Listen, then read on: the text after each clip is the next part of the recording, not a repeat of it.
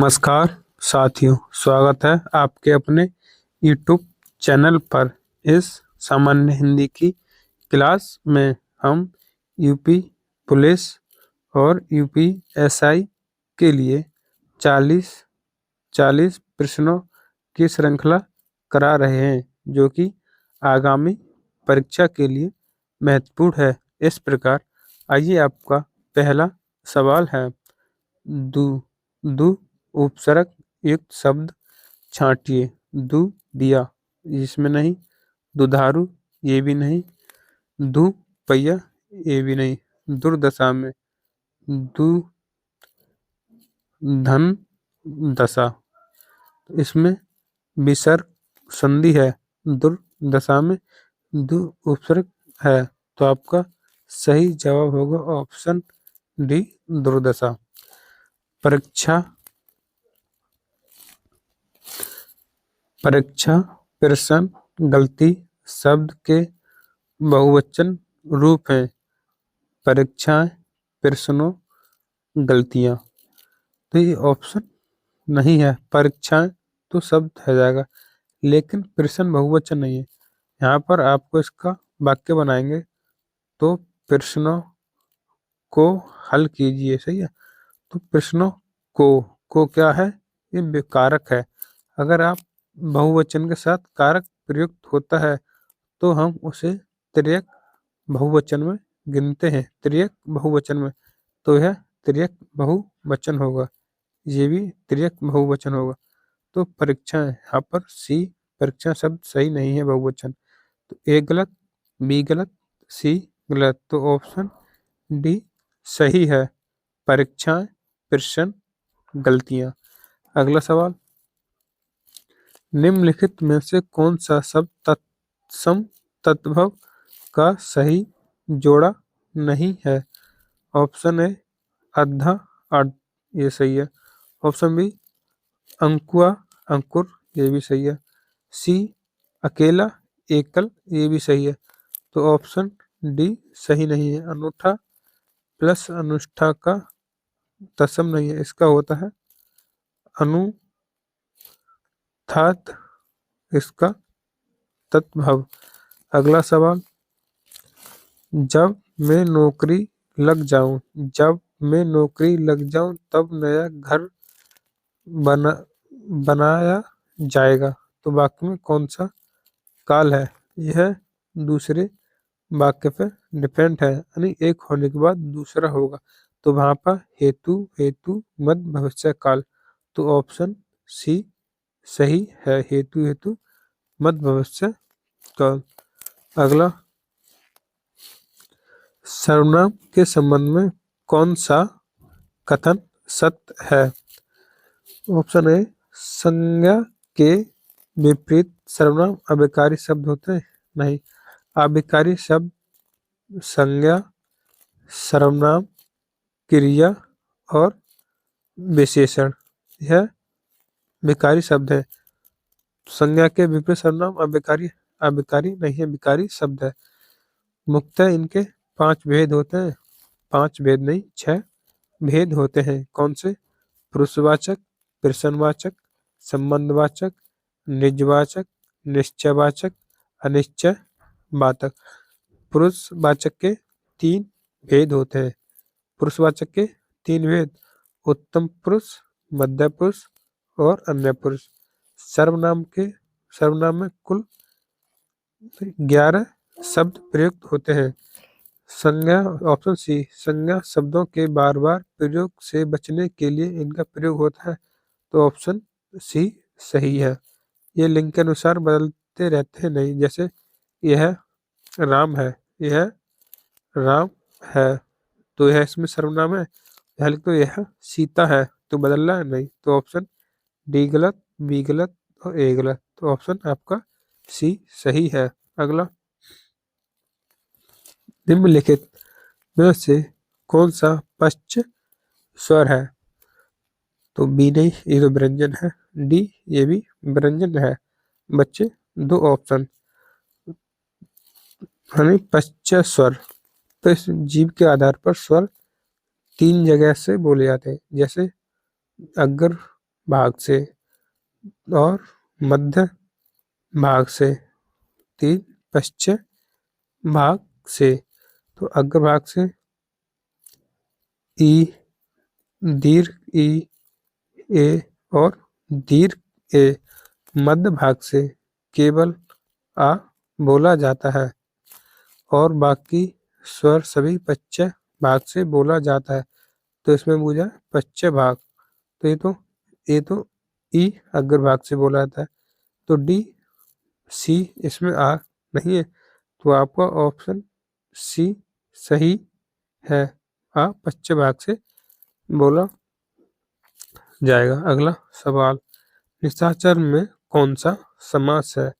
निशाचर, यह तीसरी पद की ओर कसा इशारा कर रहा है। निशाचर यानी राक्षस। तो आपका ऑप्शन ए सही है। बहुवीर्य समास, अव्ययभाव जिसमें उपसर्ग जुड़ा हुआ हो।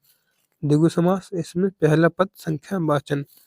कर्मधारय, जिसमें विशेषण और विशेष्य हो। मानव शब्द का विशेषण बनाइए। तो इसका तो ऑप्शन सी मानवीय विशेषण है। अगला 9 नंबर, गुरु शब्द का स्त्रीलिंग होगा। गुरु नहीं होगा, गुरुई नहीं होगा। शिक्षका, यह तो शिक्षक शिक्षक का शिक्षका है। ऑप्शन सी गुरु आयन। गुरु शब्द का स्त्रीलिंग गुरु आयन, ऑप्शन सी सही है। जैसे कुम्हार का कुम्हारीन होता है, जैसे ठटेरा का ठटेरायन होता है। धावक में कौन सी संधि है? धावक में अयादि संधि, ऑप्शन सी। वृद्धि नहीं, यड़ नहीं, गुण संधि नहीं, इसका संधि विच्छेद करेंगे तो ध प्लस एक, ध प्लस एक, ध प्लस एक नहीं, ध प्लस अक आएगा। दोबारा बताते हैं, ध प्लस अक, धावक, ऑप्शन सी अयादि संधि। अगला सवाल, निम्नलिखित में से कौन सा अपूर्ण वर्तमान काल है? अपूर्ण वर्तमान का प्रयोग, तो वनों को भी निरंतर काटा जा रहा है। तो ऑप्शन बी सही है। अगला सवाल 12, प्रमाणवाचक विशेषण का प्रयोग किस विकल्प में हुआ है? वह कम रोटी खाता है। तो रोटी को हम गिन सकते हैं, तो यह हुआ संख्या वाचक। तुम 10 रुपए लाओ, ये भी संख्या वाचक। कुछ आदमी कुछ पक्षी लाए, तो ये भी संख्या वाचक। ऑप्शन डी, उसने कुछ पानी पिया। उसने कुछ पानी पिया यानी कुछ पानी पिया, तो ऑप्शन डी सही है, प्रमाणवाचक विशेषण। क्वेश्चन नंबर 13, सुजन। सुजन से कौन सी भाववाचक संख्या बनती है? तो आपको ऑप्शन सी सौजन्य, ऑप्शन सी सही है। सज्जनता सज्जन से बनती है। अगला सवाल, कौन सा शब्द अधिकरण तत्पुरुष समास का उदाहरण है? तो पराधीन, दूसरे के अधीन, इसमें नहीं, दूसरे के संप्रदान आ रहा है, दूसरे के अधीन, ये भी नहीं। गौशाला, गौ के लिए शाला। पराधीन, दूसरे के अधीन, दूसरे के अधीन संबंध है। गौशाला, गौ के लिए शाला, इसमें संप्रदान कारक। आप पर बीती, तो ऑप्शन सी सही है, आप पर बीती अधिकरण तत्पुरुष समास। निम्नलिखित शब्द में एक प्रत्यय नहीं है। तो भिक्षुक में ई प्रत्यय नहीं है, तो आपका ऑप्शन ए सही है। यौगिक में योग प्लस एक प्रत्यय है। दैनिक में दिन प्लस एक प्रत्यय है। पाक्षिक में पक्ष प्लस ई प्रत्यय है। अगला सवाल, अमेरिका ने भारत को आर्थिक सहायता दी। आप कोशिश इसमें को यहाँ पर पूछा कौन सा कारक है? तो यहाँ पर ऑप्शन सी संप्रदान कारक होगा। अब करता तो है ही नहीं, पहले ही गलत लिख रहा है ये। अगर को की जगह के लिए के लिए प्रयुक्त सही हो जाए तो वहां पर क्रम में संप्रदान कारक होगा। जैसे अमेरिका ने भारत के लिए आर्थिक सहायता दी, तो वहां पर संप्रदान कारक। अगर कोई राशि दी गई या दान की गई तो वहां भी संप्रदान कारक होता है। अगला, अनीता अपने पति को पत्र लिखती होगी, तो यहाँ पर संदिग्ध वर्तमान काल, ऑप्शन सी। अगला क्वेश्चन नंबर 18, मैं आपकी सज्जनता, उदारता, माधुर्य और गौर बढ़ से प्रभावित हूँ। वाक्य में भाववाचक शब्द नहीं है, आपको वाक्य को पूरा पढ़ना ही है, वहां पर नहीं शब्द को ध्यान से देखना है, यहाँ पर त्रुटि हो जाती है। तो सज्जनता तो भाववाचक संज्ञा है, उदारता भी भाववाचक संज्ञा, माधुर्य भी भाववाचक संज्ञा, लेकिन ऑप्शन सी प्रभावित भाववाचक संज्ञा नहीं है, तो ऑप्शन सी सही। खग शब्द, क्वेश्चन नंबर 19, खग शब्द का पर्यायवाची नहीं है, पर्यायवाची नहीं है, तो ऑप्शन ए पखेरु भी है, सी विहंग भी है, विहंग विहंग दो बार लिख दिया ये भी, तो ऑप्शन बी करेक्ट नहीं है। यह कौवा का पर्यायवाची है, किसका, कौवा का, कौवा का काक भी है और एक पिसुन भी है। अगला 20 नंबर,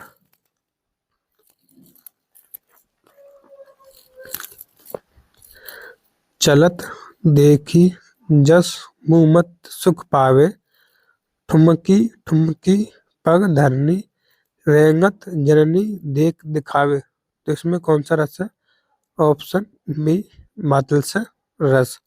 अगला 21 नंबर, के की रब की नूपुर धुनी, सुनी जगती जगती की मूक प्यास में कौन सा अलंकार, तो इसमें ऑप्शन ए यमक अलंकार है। अगला,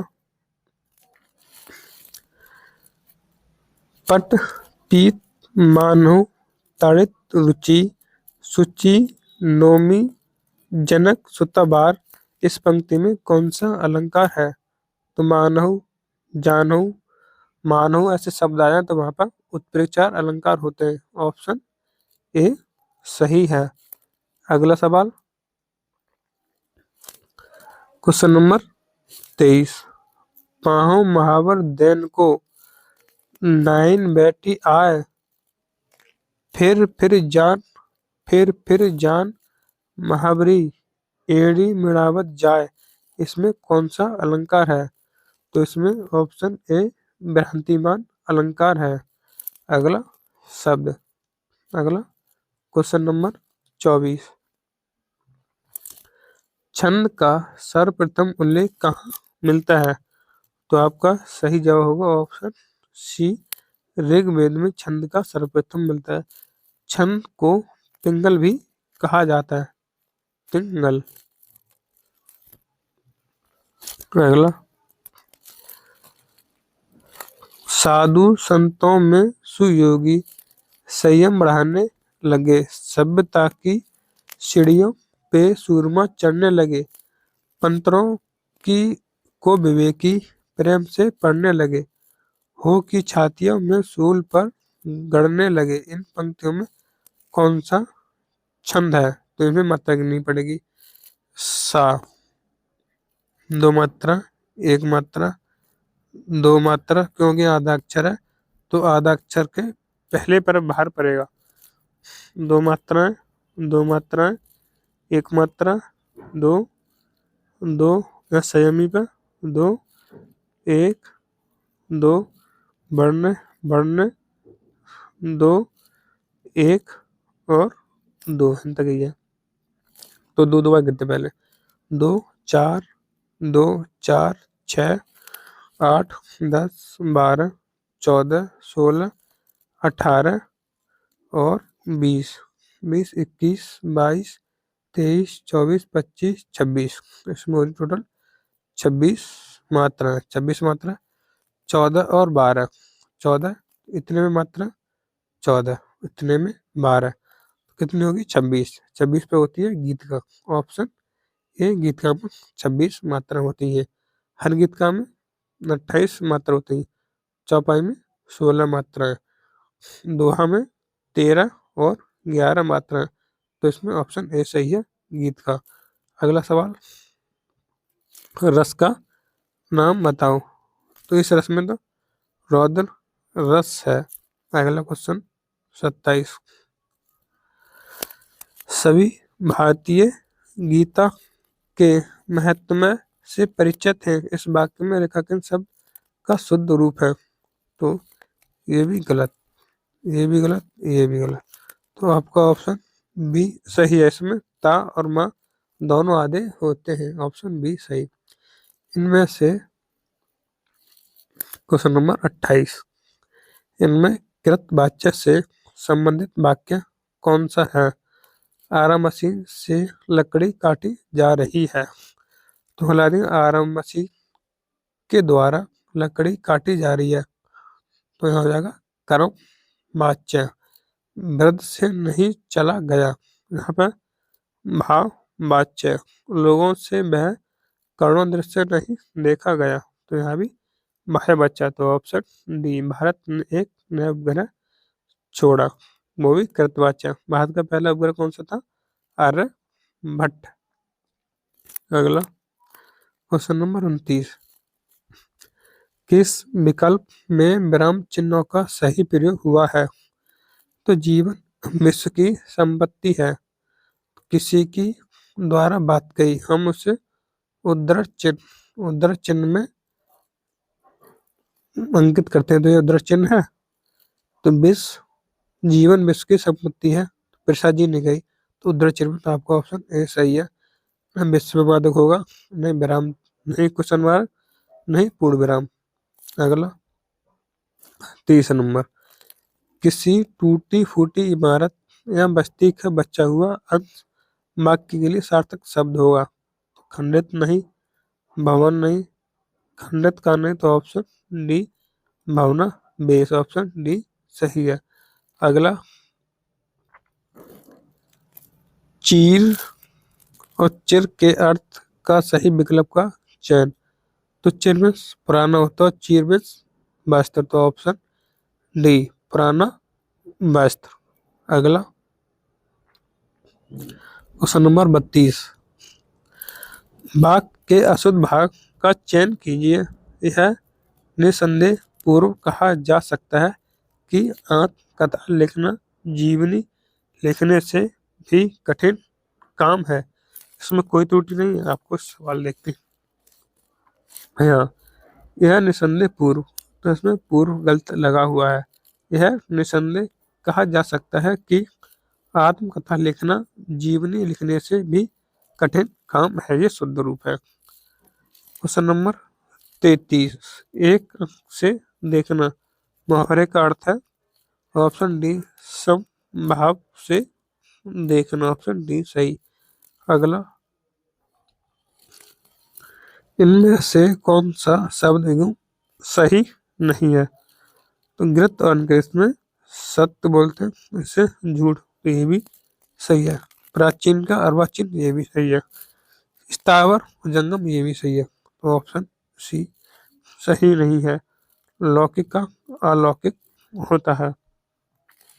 अगला, लहरों के राजहंस। लहरों के राजहंस नाटक को मोहन राकेश ने पहले किस रूप में लिखा? तो ऑप्शन ए, उपन्यास के रूप में लिखा।